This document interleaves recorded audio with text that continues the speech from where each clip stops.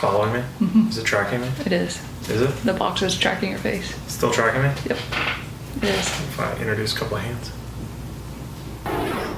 Nope. Got your face. Damn it. I didn't even move. These cameras are too good now. So today I want to make a video about how I shoot sports photography. This is going to be, I'm going to keep it like pretty simple, not get too technical. You don't have to have expensive gear. I started when I was about 15, and they wouldn't let us use DSLR cameras in school. We had to start out learning how to do film cameras. But anyway, shortly after that, I graduated to the DSLRs, and I've loved it ever since. Computer programs, editing software gets better and better. It also gets more user-friendly, which is a big deal because Adobe Photoshop was the only thing around, and it was about $400 when the first issue came out when I was just starting.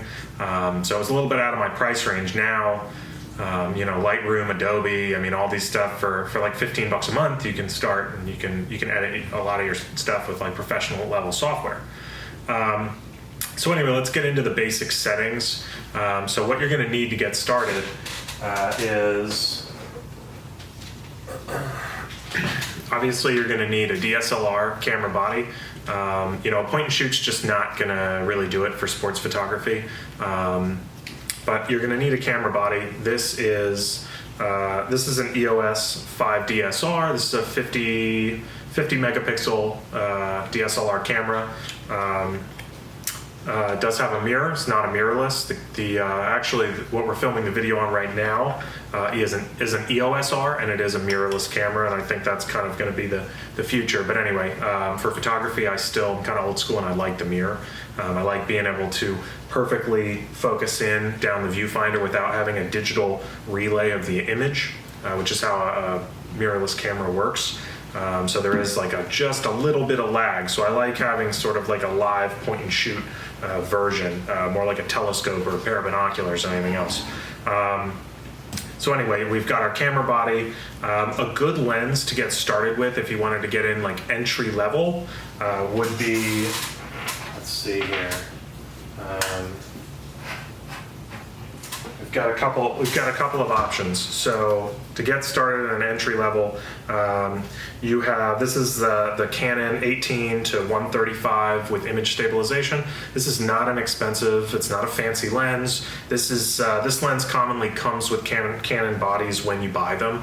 If you buy a 50D, 60D, 70D, whatever, this is a really common lens for them to include with the Canon body. This one has a zoom range, obviously, of 18 to 135 millimeters. So it's pretty good. It's not going to get you right there with the action, and you will lose a little bit of quality, but when you're getting started, you're practicing, that doesn't matter, right? You've also got this. This is a Canon lens as well. This is a 75 to 300. You see how small of a diameter this lens is, though? This is a great entry-level zoom lens, but it is a f-stop 4 to 5.6. This one does not have image stabilization, though. So moving into what I shoot with, and then I'll talk about what settings I use when shooting sports photography, and a couple of little tricks I've learned along the way. So if we're going to be shooting with anything that's far away, like I shoot wakeboarders a lot, so I'm going to use this. This is a 100 to 400 millimeter lens. Let me take this off so you guys can see the lens here. Also notice how large the aperture is on this lens. For a zoom lens, this is really, really smooth. This lens shoots at an f-stop of 4.5 to 5.6. You get crystal clear shots with this. I noticed a big difference from using this on my 70D, my EOS-R, and then when I upgraded to the new 50 millimeter or 50 megapixel Canon body. These two together produce ridiculously clear photos at 400 at full zoom. I can be all the way zoomed in, maxing this lens out, even at a smaller aperture. It's unbelievable, the quality. So anyway, like I said, you don't need this for entry level, but it's definitely nice when you have it. So if you're thinking about making a purchase, that I would go, if you're going to get a 400 millimeter lens, go with the L. The L series lenses are they're smoother, they're more weather resistant. The coatings are better. Everything about it is better. It's got three separate stabilization modes here. There's a panning mode. There's a sort of like your average, normal shooting mode, and then there's also a mode specifically. I think it's specifically made for sports. But anyway, we'll do a different video about just this lens because this is a beast. Anyhow, so what settings do I use on my camera? So when I'm shooting sports, if I'm outdoors and it's a nice bright day, I want about a 1250 shutter speed. Anything above 1,000 but below about 1,600 is great for a human subject, right? I don't mean like a car or shooting pictures of the drag strip or something like that. That's a different thing. You're going to want a little faster shutter speed for that. I use about a 1250, sometimes 1600 shutter speed. 1250 is my go-to. If I'm just getting there for the day, that's sort of what I start on, and then I review the photos a little bit and see kind of what they look like. So let's say we're using 1250. When I'm shooting sports, I always leave my ISO on auto, and that's just a little tip because if I'm running around, I'm going to be around the whole venue. I'm shooting different people, different subjects, different things. There's clouds sometimes. Maybe I start on a sunny day and then some clouds move in, so you have a little bit of cloud coverage, and then they pass. So your light is varying. Keeping the ISO on auto, it's going to let the camera take care of that. It's just one more thing that I don't have to think about when I'm actually out there shooting. The only thing I'm really concerned with is the f-stop being matched to my lens. If it's a nice sunny day, I have a little bit more play as far as my f-stop. I'm like some of these photos we're doing, these were shot at 5.6 and 1600 shutter speed. And then the ISO obviously was hovering around 200 or 300 typically, but that was on automatic. So basically we had perfect conditions, we had lots of sun, it was the perfect day for shooting photography. So, on a day like that, you don't really have to worry too much because the camera really doesn't have to work that hard to find its focus point. It can keep its ISO pretty low so you get a really nice crisp image, good lines.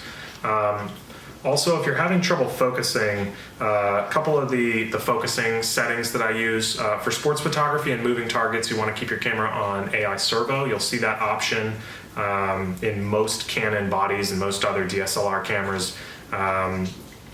That's not really that recent. I had it on my Rebel, way back when they first came out with the Rebels, but basically that just keeps refocusing as you track. Also, you'll notice in your settings when you see some of the tracking points, you have a little square, you have a vertical square, you got a diagonal square, you've got a bunch of little tracking points that show up, and then it'll ask you you can select how many points and all that.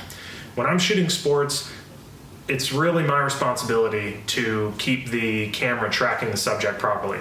I don't like using the camera's tracking system, like the one that right now it's tracking my face, but I'm not really moving and it's very easy. I can move over here, I can move over here. It keeps me pretty well in focus. It knows this is a face. At high speeds, sports games, something like that, the camera gets a little bit more confused. So what I do is I shoot in a single point focus only, and then really it's up to the person holding the camera it's sort of your responsibility to keep that box right on your subject. I also shoot in a drive mode, in a higher drive mode, and you can select your drive mode up top or you can select your drive mode in the settings. So I shoot in a higher drive mode. I usually shoot, if you've ever seen the drives, it'll have a single, it'll have a drive with a little H, a drive with a little L, and so on and so forth. Then it goes in a timer and things like that.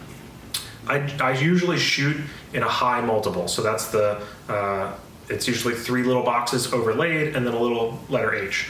that means that the camera is going to take multiple photos in 1 second. Low just means it's going to take multiple photos. It usually takes a couple of seconds. So it's click, click, click versus click, click, click, click, click. Anywho, I like high drive because the camera, before you take every shot, even though you're not, all I'm doing is holding down the shutter. I'm tracking my subject and I hold down the shutter, bam, bam, bam, bam, bam. The camera's refocusing itself before every single shot, even though it's taking them automatically.